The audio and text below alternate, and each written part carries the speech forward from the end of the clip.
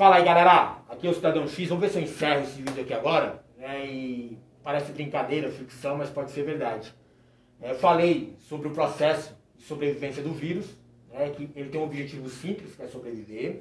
O processo de sobrevivência depende de reprodução, e durante esse processo de reprodução ele pode sofrer alguns obstáculos, e ele entendeu que é possível, durante mesmo o processo de reprodução, ele adquirir armas para lutar contra esses obstáculos, que são as mutações.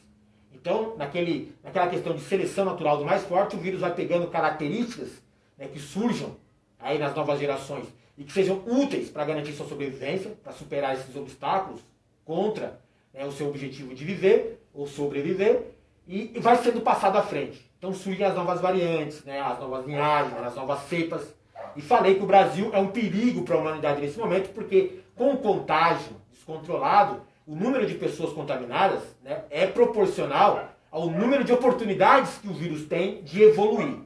E aí esse vírus pode evoluir adquirindo características que combatam, né, as novas armas que a gente vem desenvolvendo para combater a infecção. Seria processo de vacinação ou desenvolver um novo medicamento. Ou ainda impedir que até as medidas de contenção, como afastamento, isolamento, distanciamento, até essas medidas, como máscara, álcool em gel, podem ser consideradas um obstáculo ao vírus e podem ser superadas, né, no surgimento de novas cepas.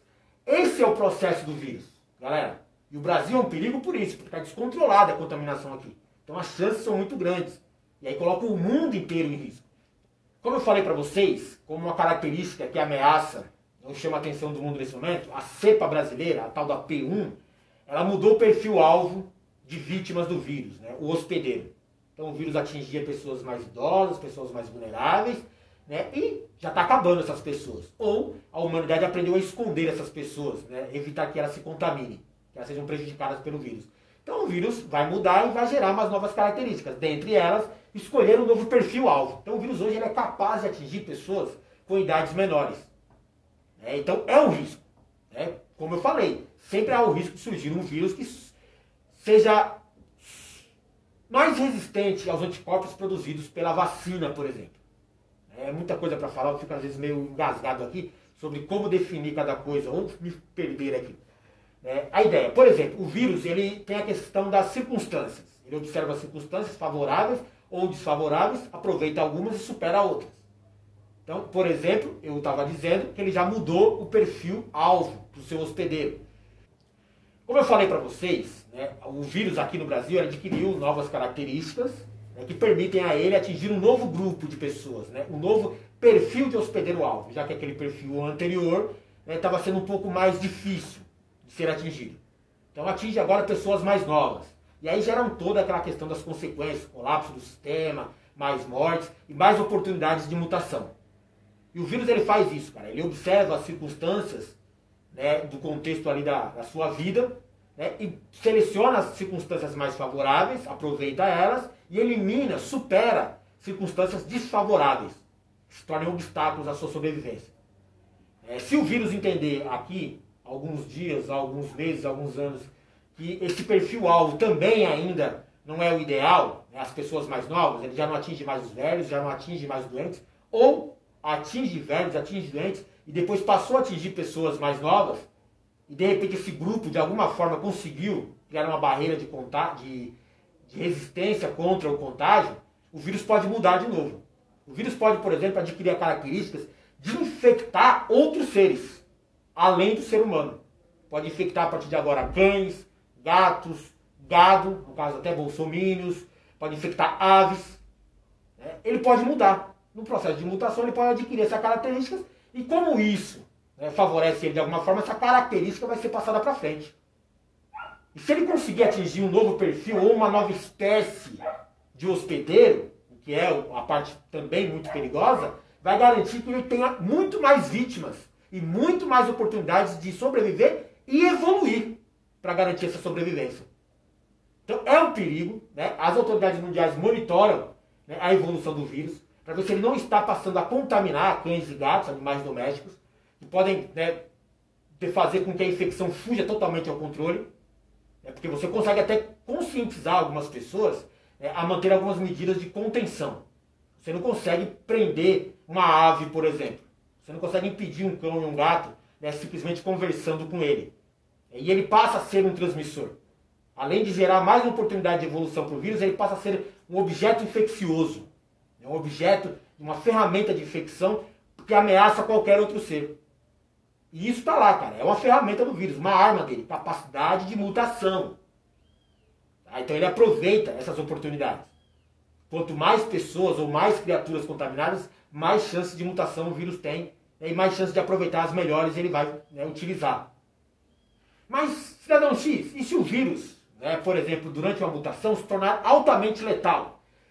Tem algumas bactérias no mundo hoje, conhecidas, e alguns vírus, que são altamente letais. Se você for infectado por ele, você vai morrer. Não tem como recuperar, não tem vacina, não tem medicação ou não tem tempo para você reagir ao vírus. Nem seu sistema imunológico tem tempo para isso. Existem já bactérias e vírus dessa forma, com essa característica. Mas se o vírus fizer isso, é um suicídio, correto? Se o vírus matar seu hospedeiro muito rápido, ele não é capaz nem de infectar outras pessoas. Então o vírus ele também, né, trabalha com essa possibilidade. Pode surgir uma cepa da variante aí, né, da linhagem do coronavírus que seja bem mais agressiva, bem mais letal. Isso é um perigo para a humanidade? É e não é. Porque se ele matar muito rápido, não dá tempo de contaminar outras pessoas. O problema é que o vírus entende isso como um obstáculo e também vai evoluir nesse sentido. Então qual que é o problema do vírus? Eu mato muito rápido quando eu infecto pessoas. Como que eu resolvo isso? O vírus vai lá, vai estudar o processo, vai pensar, bom, eu preciso contaminar outras pessoas antes que o hospedeiro morra. E aí eu sobrevivo. Mas se o hospedeiro morre e eu não sobrevivo, então eu preciso sobreviver mesmo sem o hospedeiro. Esse é o perigo. Alguns vírus e algumas bactérias têm essa capacidade. Sofreram esse tipo de mutação, esse tipo de evolução. Então eles podem, por exemplo, hibernar em ambiente extremo, ambiente externo. Não favorável, fora de um organismo vivo. Simplesmente o vírus fica aqui, né, ele já matou todo mundo, e aí ele não tem mais quem infectar, ele vai morrer? Não. Ele vai adquirir a característica de sobreviver mais tempo, por exemplo, em cima dessa mesa. Esperando que as novas gerações, né, acreditando nisso, elas adquiram anticorpos contra o vírus anterior, ou não. Simplesmente aquela geração morre, né, e o vírus vai entender que, vou esperar uma oportunidade nova. E aí ele vai ver se consegue infectar uma nova geração ou mudar, né, numa questão aí que já estava ali contida nele, geneticamente, vai ter uma mutação guardada nele e ele é capaz de ficar mais tempo aqui e infectar uma nova espécie que surja. Ou uma espécie lá na frente que não tem os anticorpos contra o coronavírus, ou o vírus em destaque. Então o vírus pode fazer isso. Se ele matar muito rápido, ele pode simplesmente hibernar, né, ou aumentar seu tempo de resistência em ambiente externo, que favorece, né, o contágio. Você tem que imaginar, galera, que o vírus, como eu disse, é uma máquina de sobrevivência. Então ele vai fazer tudo para sobreviver. E aqui está o perigo que eu ia brincar com vocês aqui sobre o surgimento de uma pandemia de um vírus zumbi. Hoje o vírus, galera, ele enfrenta, entre vários obstáculos, né, vacinação, medidas de contenção, coisas do tipo, ele enfrenta ali uma questão de tecnologia, correto? Não tem tecnologia envolvida contra ele. Então, a ele só resta, né, o tradicional, né, geneticamente evoluir, né, sofrer as mutações. Se o vírus identifica que é um grande obstáculo, né, por exemplo, medidas de contenção, as pessoas se isolam, elas não têm mais contato, criou-se essa consciência nas pessoas que tem que evitar o contato com outros. Então você usa máscara, álcool gel, não busca tocar em outras pessoas, evita aglomerações. Isso é uma dificuldade para o vírus. Por quê? Porque a pessoa consciente ela toma essa decisão, ela opta por isso. Então ela está se protegendo de alguma forma. O vírus, entendendo isso, ele pode afetar, por exemplo, essa condição de escolha da pessoa. Hoje, galera, esse coronavírus, ele afeta sistemas menores, além dos sistemas maiores, como circulatório, renal e nervoso das pessoas. Ele afeta, por exemplo, o paladar. Ele pode retirar o paladar da pessoa. Pode retirar o olfato da pessoa. São sintomas que ajudam a identificar a presença do vírus. Mas e se o vírus entender esses obstáculos aí, e com essa capacidade de afetar sistemas na pessoa, para garantir a sua sobrevivência, né, e ali possibilitar que o hospedeiro contamine outras pessoas, né, e ele está evitando isso, se isolando, evitando o contato, né, e aí não tem oportunidade de contágio, o vírus pode passar a atingir o sistema nervoso das pessoas de uma maneira mais radical. tirando a força de vontade das pessoas, por exemplo, criando um desequilíbrio mental na pessoa. A pessoa perde a questão da consciência. O vírus pode fazer isso. A pessoa não tem mais condição de fazer julgamento moral e ético. E por que o vírus faria isso? Porque vai fazer com que a pessoa não tenha consciência, não tenha a vontade de se isolar. E aí o vírus pode ir mais além. O vírus pode ter uma mutação que faça com que você, mexendo no sistema nervoso da pessoa, faça com que essa pessoa se torne mais agressiva. Né? Busque o contato com outras pessoas. Como eu disse, o vírus procura, né, facilitar o seu processo de contágio.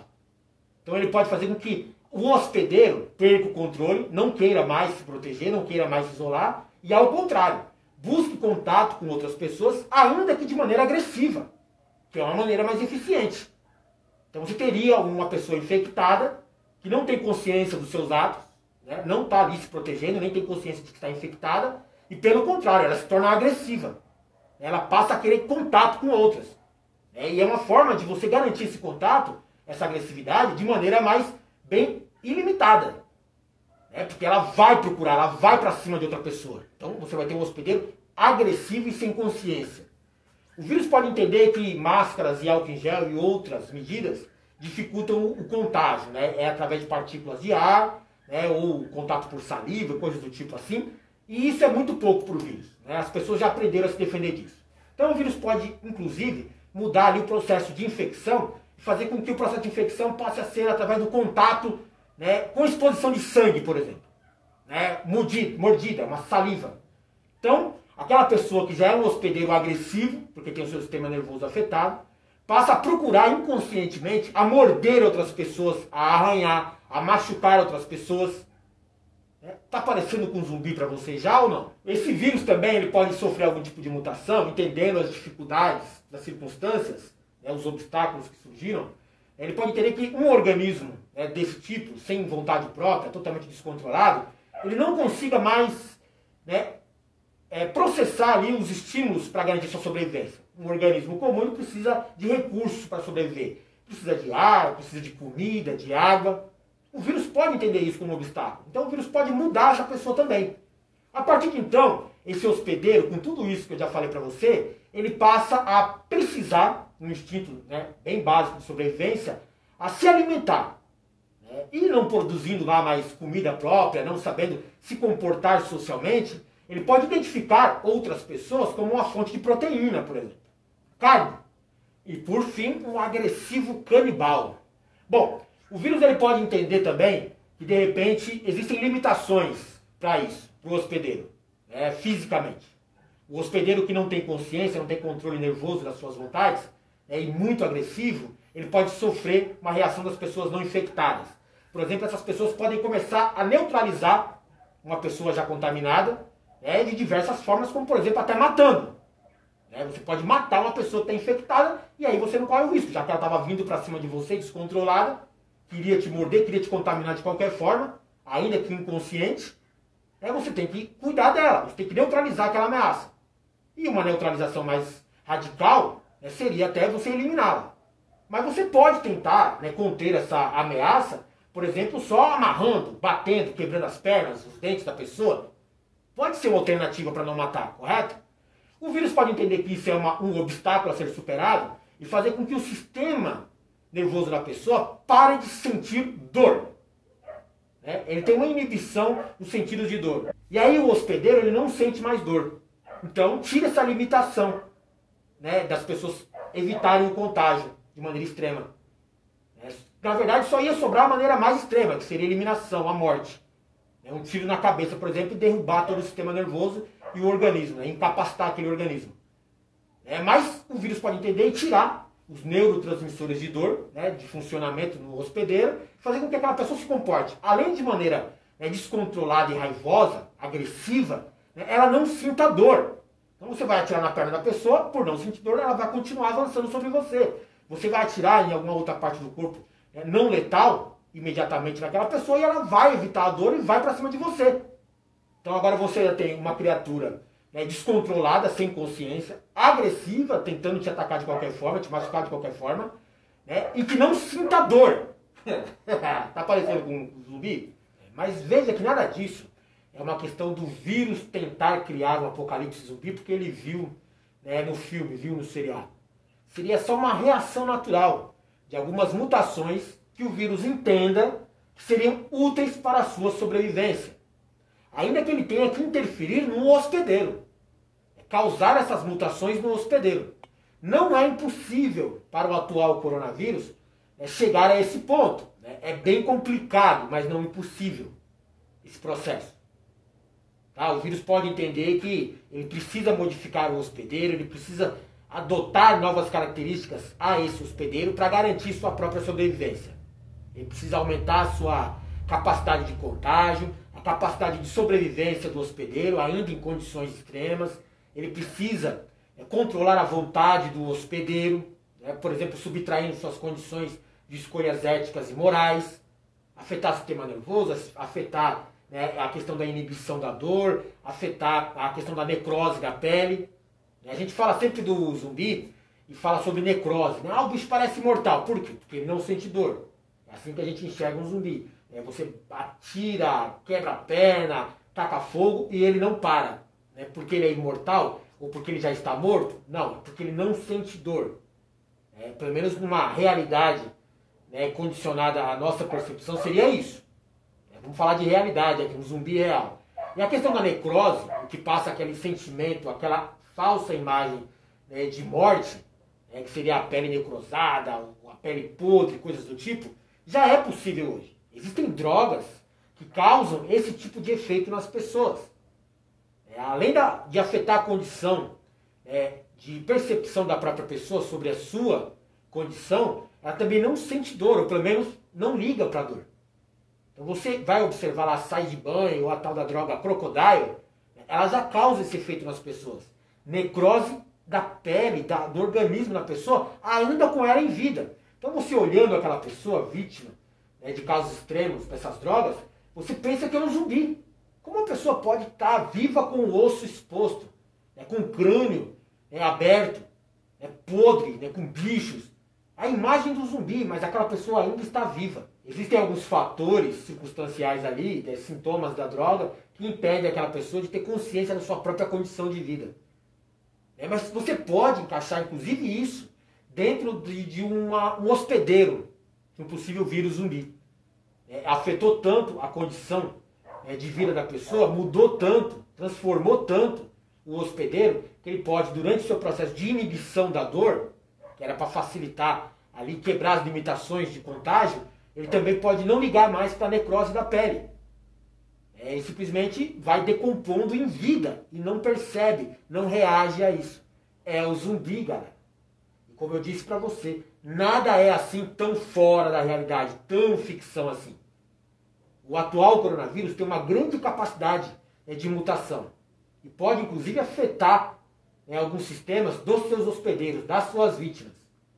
Se ele entender que para a sua sobrevivência é necessário transformar o hospedeiro, pode ser que ele adquira essas características, essa capacidade no futuro.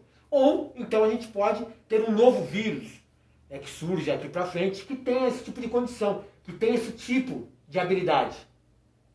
De não só garantir a sua própria mutação, para se automodificar, gerar uma nova cepa mais agressiva, mais resistente, mais contagiosa, como também afetar o hospedeiro, de forma a facilitar o seu objetivo, que é sobreviver.